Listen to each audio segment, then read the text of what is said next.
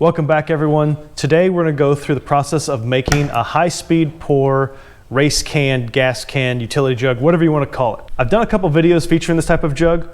One of them was comparing it to a Rotopax, and another one was how I used it to fuel my airplane. And in both comment sections of the videos, I've had some requests to do a video on how to make one of these. So I'm going to walk you through the process of turning one of these utility jugs into my favorite gas can of all time. So this is what you need. First thing you need is a 3/4 inch ball valve with Teflon or PTFE seals. The Teflon or PTFE is key because you're going to be using this with fuel and you need the chemical resistance that offers. Not all ball valves have it. This Watts brand one does. I checked on the spec sheet. Next, you're going to need a 3/4 inch by 3/4 inch NPT Close Nipple. You can use brass, stainless, this is galvanized, doesn't really matter. You're going to need a 3/4 inch NPT by 3/4 inch hose barb. Brass, stainless, once again, doesn't really matter. A hose clamp, some Permatex high temperature thread sealant. The high temperature version is key because this is fuel resistant. The other stuff may not be. And then a 3/4 inch diameter by 12 inch long compression spring. And this is just to keep the hose from kinking. Let's get to it. I was able to get all the materials, including the utility jug, at my local Menards. If you don't have a Menards nearby, they're stocked at farm stores or online at Summit Racing and other race suppliers. All right, so first thing you're gonna have to do is remove your cap from the utility jug. Once you get the cap off, remove the existing hose and barb from the cap. Now you're gonna need to remove this hose clamp on this end. And you can use pair of pliers. I use some side cutters and usually comes off pretty easily. Take this old one and throw it away. Now you're going to take your 3/4 inch spring, insert it into the hose like that. As you can see, that's going to keep it from kinking. Be really nice.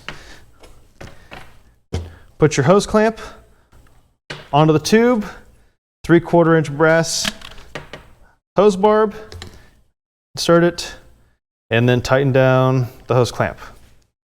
All right, so now we're going to install our ball valve. The thing we want to make sure is that when the valve is on, the handle points down the hose. So we want to orient it like this.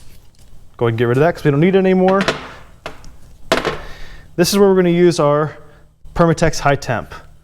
Doesn't take a whole lot. Put it on the threads, spread it around a little bit. And then we're going to thread these together and snug it up.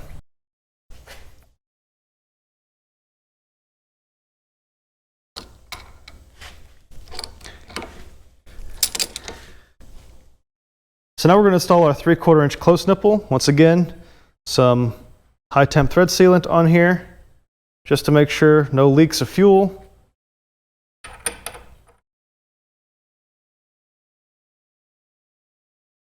Unfortunately, unless you have the proper tools, you're going to use some channel locks, which can and will booger up the threads a little bit, but not the end of the world. All right. Last but not least, we're going to put our lid on here. Now, this Permatex thread sealer is not recommended for plastics, but once again, we don't really have a choice.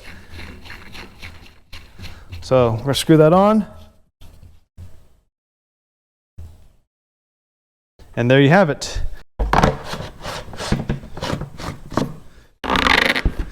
always like to orient this like such. Throw it over your shoulder like this. You could take off the fuel cap at any time. Put it into whatever tank you're trying to fill. Open the valve and it'll flow fuel slowly. If you need more speed, open the vent and it'll flow out a lot faster. If you want to shut it off, close the vent, close the valve, and fuel will stop flowing. Anyway, I hope that helps you build your own can if you want. Thanks for watching. Be sure to like and subscribe. We'll see you next time.